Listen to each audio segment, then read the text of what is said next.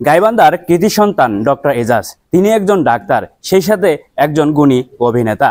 বর্তমান সময়ে যেখানে ডাক্তাররা হাজার হাজার ফি নিয়ে থাকে, সেখানে শুধুমাত্র তিনি নেন 300 টাকা। এই গরিবের ডাক্তার আমাদের গাইবান্ধা জেলার সাদুল্লাপুর উপজেলার একটি প্রত্যন্ত গ্রামে অবস্থিত। আজকের গাইবান্ধা টেলিভিশনের বিশেষ পর্বে জানবো এই গুণী অভিনেতার গল্প। এজাজুল ইসলাম একজন বাংলাদেশি নাট্য চলচ্চিত্র অভিনেতা। তিনি মূলত একজন ডাক্তার। জনপ্রিয় কথাসাহিত্যিক হুমায়ুন আহমেদের মাধ্যমে তার নাটকে আগমন। পরবর্তীতে তিনি চলচ্চিত্রে অভিনয় করেন। তার অভিনীত প্রথম চলচ্চিত্র শ্রাবণ মেঘের দিন। এরপর তিনি দুই দুয়ারি চন্দ্রকথা, শ্যামল ছায়া চলচ্চিত্রে অভিনয় করেন। তিনি তারকাটা চলচ্চিত্রে অভিনয়ের জন্য 39তম জাতীয় চলচ্চিত্র পুরস্কার শ্রেষ্ঠ পার্শ্ব চরিত্রে অভিনেতার পুরস্কারে ভূষিত হন। এজাজুল ইসলাম 1984 সালে রংপুর মেডিকেল কলেজ থেকে MBBS পাশ করেন।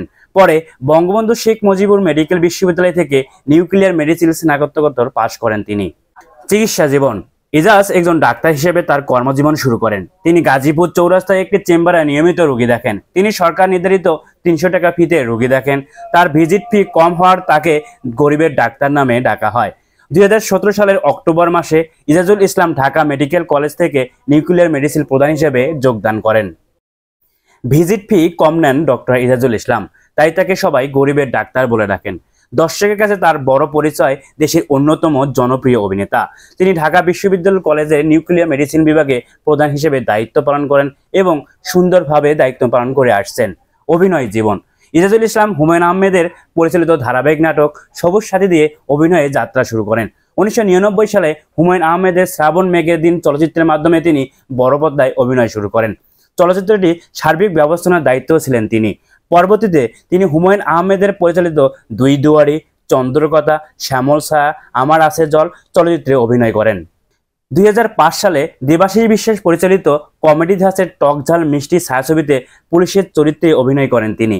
2006 সালে বাদল খন্দকার পরিচালিত বিদ্রোহী পদ্মার নায়েব, তৌকির আহমেদ পরিচালিত রূপকথার গল্পে রেস্টুরেন্টের ম্যানেজার, এস এ হক অলিক পরিচালিত হৃদয়ের কথায় দারোয়ান চরিত্রে অভিনয় করেন তিনি।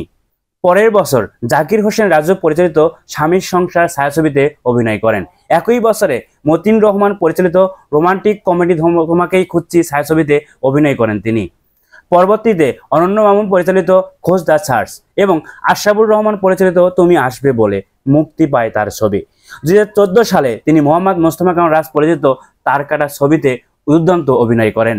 নঈম ইমতিয়াজ নিয়ামুল পরিচালিত এক কাপ চা, নজরুল ইসলাম খান পরিচালিত কঠিন প্রতিশোধ ও ওয়াজিদ আলী সুমন পরিচালিত কি দারুণ দেখতে ছায়াছবিতে অভিনয় করেন। তারকাটা চলচ্চিত্রে মুসাভাই চরিত্রে অভিনয়ের জন্য 39তম জাতীয় চলচ্চিত্র পুরস্কারে শ্রেষ্ঠ পার্শ্ব চরিত্রে অভিনেতার পুরস্কার অর্জন করেন ডক্টর এজাজ।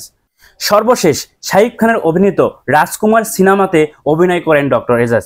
দুর্দান্ত পারফরমেন্স করেন এই অভিনয় শিল্পী রাজকুমারে। ডক্টর এজাজ তিনি অভিনয়ের পাশাপাশি সুন্দর একজন ডাক্তার। তার চেম্বারে যখন হাজারো মানুষের ভিড় জমে, তখন তিনি অনেক সময় অসহায় মানুষদেরকে ফ্রি চিকিৎসা দিয়ে থাকেন।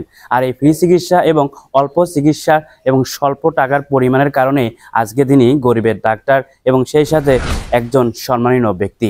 এই সম্মানীয় ব্যক্তি আমাদের গাইবান্ধা জেলার।